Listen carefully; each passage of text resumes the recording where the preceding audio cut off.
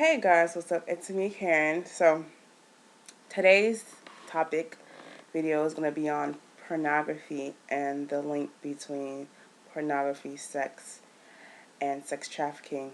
Um, the reason why I wanted to bring it up is that we as Christians have a serious problem with sex. We have a serious problem with pornography, and I do believe that the media does play a large role in this.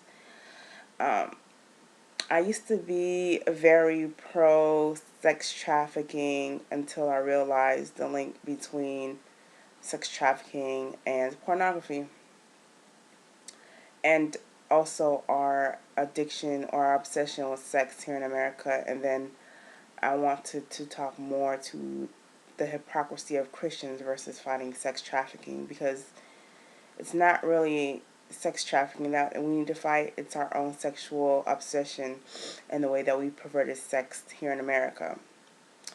Um, just some stats: 80% of Christians have had or are having sex before marriage. 70% of Americans watch porn on any given day, every month. And the Christian population here within the U.S. is between 75% to 90%.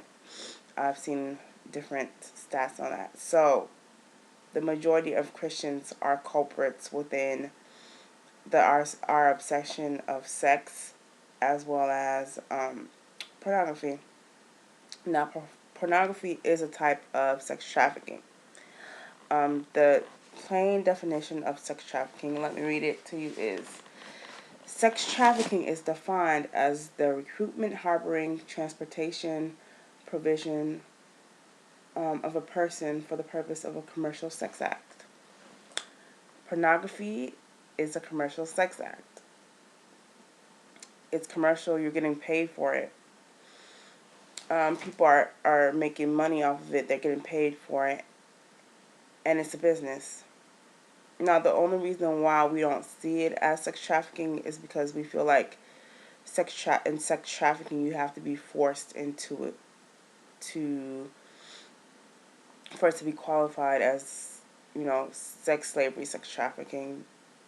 That's not true. As well as there are some mild forms of that within the porn industry that we don't know about. So my thing is, if we're going to be Christians and we're going to fight this sex trafficking, we can't fight it by just saying that there needs to be laws made. We need to fight it by looking inwardly, looking at the hypocrisy in the church, and understanding that we are contributing to the problem. I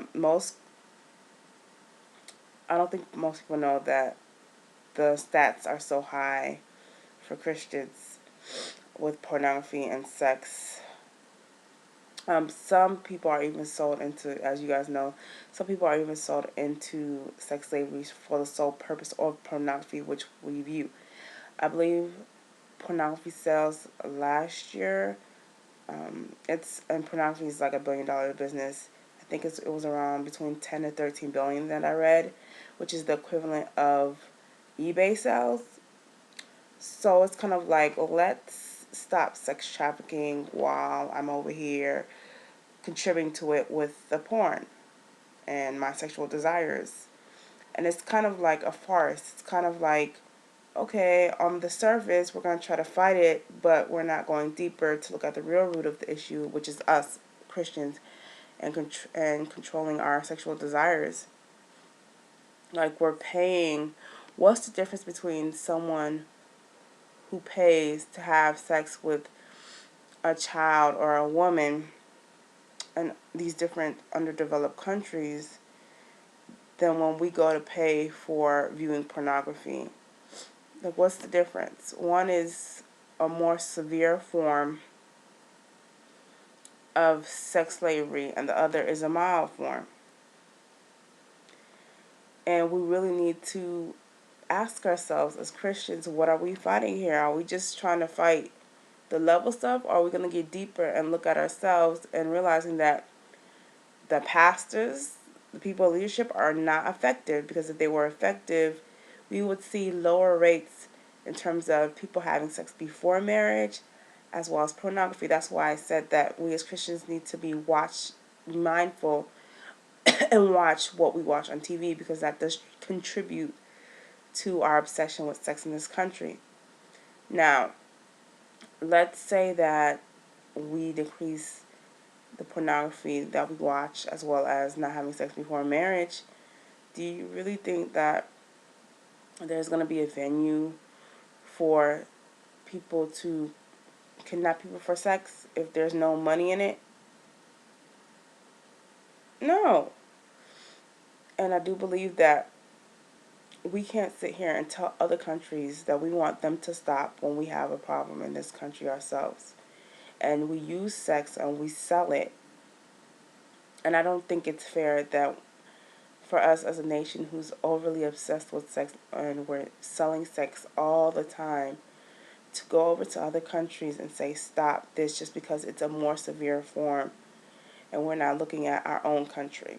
So my views on sex trafficking have shifted in terms of, or have changed in terms of wanting to fight sex slavery the way that we've been doing it, because we're fighting the wrong thing. We're not fighting for people to stop in other countries. We're fighting for our own sexual desires.